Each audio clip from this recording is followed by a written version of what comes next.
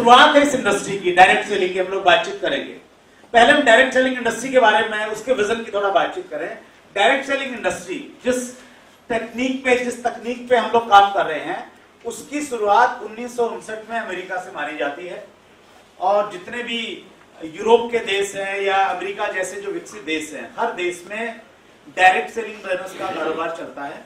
और वो इतने समृद्ध हुए, वहां की इकोनॉमी बहुत ज्यादा स्ट्रॉन्ग है, इसलिए क्योंकि वहां पे डायरेक्ट सेलिंग बिजनेस की जो हिस्सेदारी है वो अच्छी खासी है।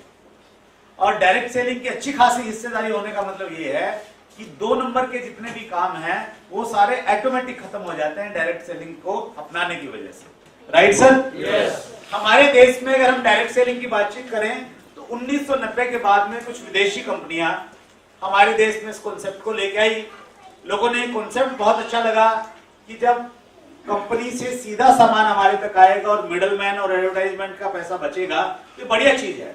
तो लोगों ने कॉन्सेप्ट अच्छा लगा, लेकिन जब उन्होंने मल्टीनेशनल कंपनियों के प्रोडक्ट देखे तो ये पाया कि वो प्रोडक्ट बहुत ज्यादा महंगे थे, कीमत 5-5 गुना ज्यादा थी, 10-10 गुना ज्यादा थी। तो आम व्यक्ति को ये लगा कि जो डायरेक्ट सेलिंग का काम है ये आम लोगों का काम नहीं है, ये अमीर लोगों का काम है, क्योंकि आम आदमी ऐसे प्रोडक्ट खरीद नहीं सकता। तो हमारे देश में एक ऐसी धारणा बनी कि डायरेक्ट सेलिंग मतलब अमीर लोगों का काम। सहमत है मेरी बात से सर? यस। और उसी समय उस धारणा को तोड़ने के लिए कुरुक्षेत्र में भगवान कृष्ण ने कहा था अर्जुन को उपदेश देते हुए, यदा यदा हि धर्मस्य ग्लानिर्भवति भारत अभ्य उत्थानम अधर्मस्य तदात्मानं सृजाम्यहम्। कि हे अर्जुन, जब जब धरती पे पाप बढ़ेगा, अधर्म बढ़ेगा, उसको खत्म करने के लिए मैं किसी न किसी रूप में अवतार अवश्य लूंगा। और डायरेक्ट सेलिंग बिजनेस को लेके जब ये धारणा बनी कि ये बिजनेस अमीर लोगों का बिजनेस है, ऐसे ही एक भगवान के भेजे हुए दूत टीसी छावड़ा ने आज से बिजनेस की शुरुआत की।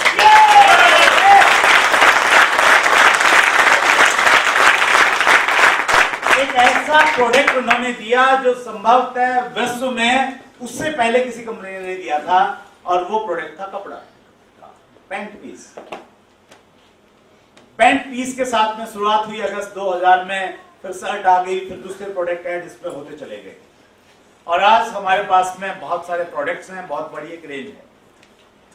डायरेक्ट सेलिंग बिजनेस को लेके चूंकि एक नई चीज थी हमारे देश के लिए, इसको लेके कोई अलग से कानून नहीं है। बड़ी समस्याएं आने लग गई। कुछ कंपनियां आती थी, मनी सर्कुलेशन करती थी, सही कंपनियां करती थी, उसमें दोनों में डिफरेंस कैसे किया जाए कि सही क्या है और गलत क्या है, वो एक बड़ी समस्या थी। उसको लेके देश में कुछ एसोसिएशन आगे आई, उन्होंने काम करना शुरू किया, और उन एसोसिएशनों का परिणाम था कि 2016 में भारत सरकार ने, जो कंज्यूमर अफेयर मिनिस्ट्री है, उसने डायरेक्ट सेलिंग के ऊपर में गाइडलाइन जारी की और ये बताया कि सही कंपनी जो है वो इन चीजों का पालन करेगी, वो सही कंपनी मानी जाएगी। Right sir? यस। तो ये एक पैमाना बना दिया। हालांकि वो जो पैमाना है, वो जो गाइडलाइन है, उससे काफी काम तो सोल्व हो गया, लेकिन पूरी जो क्लैरिटी उसकी वजह से भी नहीं आ पाई है। अब हम लोग प्रयास कर रहे हैं कि जो हमारे यहाँ पे कंज्यूमर प्रोटेक्शन एक्ट है, जो पहले से कानून है, और उस कानून में डायरेक्ट सेलर्स की डेफिनेशन आ जाए, डायरेक्ट सेलिंग कंपनियों की डेफिनेशन आ जाए, और ये आने से फिर हम सब लोग कंज्यूमर प्रोटेक्शन एक्ट के तहत काम करना शुरू कर देंगे, जिसके लिए हम लोग प्रयासरत हैं। और इसका जो अमेंडमेंट है वो पार्लियामेंट की स्टैंडिंग कमेटी के पास में है, और हम उम्मीद कर रहे हैं कि अभी जो विंटर सेशन स्टार्ट होगा उसमें शायद वो पास हो जाएगा।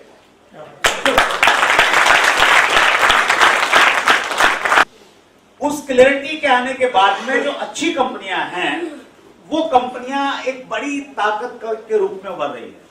इसीलिए मैं ये कहता हूं कि आज 2018 में हम लोग हैं। 2018 में आरसीएम बिजनेस को आप 2005 और 2010 के चश्मे से मत देखिए। अब परिस्थितियां बदल गई हैं, अब गाइडलाइंस आ गई हैं, अब कानून आने वाला है। इस समय अगर देश में हम मोस्ट एथिकल कंपनी की बातचीत करेंगे, मोस्ट एथिकल लीडरशिप की बातचीत करेंगे, कमिटेड डिस्ट्रीब्यूटर्स की बात करेंगे, तो एक कंपनी का नाम आता है जिसके आप और हम सब डिस्ट्रीब्यूटर हैं, और वो कंपनी कौन सी है? Right sir? यस। देखिए यहां पे एक चीज मैं आपसे ये क्लियर करना चाहता हूं ताकि मैं आगे पॉइंट पे बढ़ूं कि इस समय डायरेक्ट सेलिंग इंडस्ट्री हमारे देश में एक दिशा और एक शेप ले रही है। हमें विजन के साथ इस इंडस्ट्री में आना चाहिए। Right sir? यस।